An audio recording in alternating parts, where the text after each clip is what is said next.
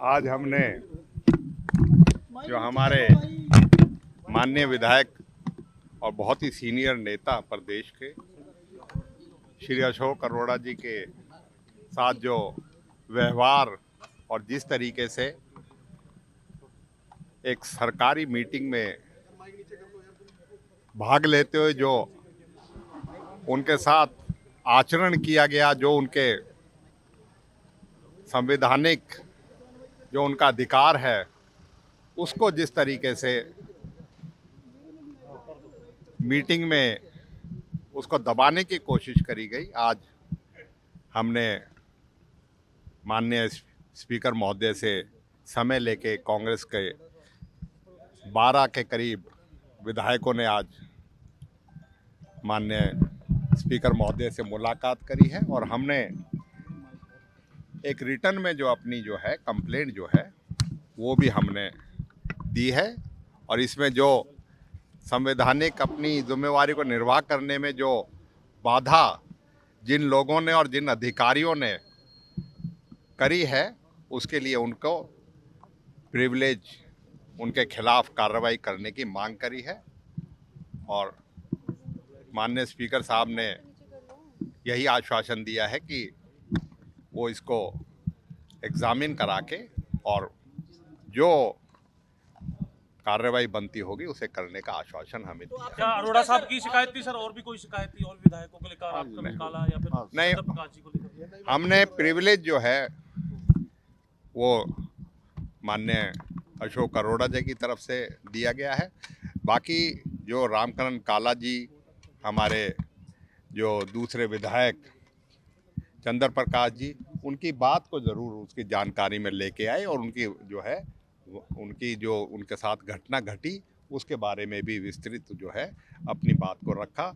और मैं समझता हूं कि विधायकों की गरिमा बना के रखना माननीय स्पीकर महोदय की जिम्मेवारी है और हम यही कह के आए हैं कि आप हमारे विधायकों के कस्टोडियन हो, हमारे संवैधानिक अधिकारी जो हमें मिले हुए हैं विधायक के तौर पे, उनकी रक्षा करना आपका है। और आपसे हम यही उम्मीद करते हैं कि आप उनका जो है हमारे प्रोटेक्शन भी देंगे। और इस तरीके का माहौल भारतीय जनता पार्टी अपने सत्ता में होने के वजह से अगर हमें सरकारी बैठकों में इस तरीके का हमारे साथियों के साथ करेगी तो हम जो है आगे चल के पार्टी के साथ मिलके हम कोई बड़ा फैसला भी हम जो है पार्टी के साथ क्या आश्वासन मिला है सर? आश्वासन क्या मिला है? नहीं, मैंने बता दिया, उन्होंने कहा है मैं इस पे कार्रवाई करूंगा, एग्जामिन करा के इसके जो भी कार्रवाई बनती है उस पर कार्रवाई कराने का भरोसा दिया।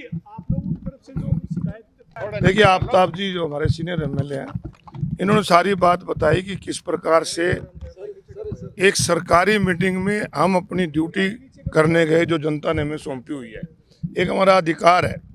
और उसमें क्या हुआ कि जो लोग मीटिंग में नहीं बुलाए गए थे और एक लेटर बकायदा निकला था कि आउटसाइडर कोई अलाउ नहीं है, उसके बावजूद वो बैठे थे और उन्होंने जो दुर्व्यवहार मेरे साथ किया वो आप सबने वीडियो में देखा, मैं दोबारा दोहराने की ज़रूरत नहीं।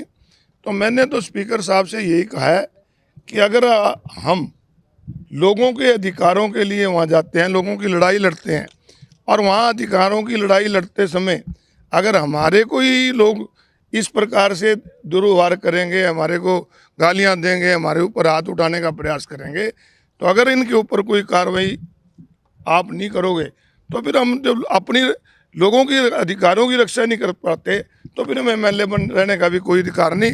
मैं तो आपसे यही कहूँगा कि इनके खिलाफ कार्रवाई करो या मेरे को कह दो इस्तीफा दो, मैं इस्तीफा दे दूँगा।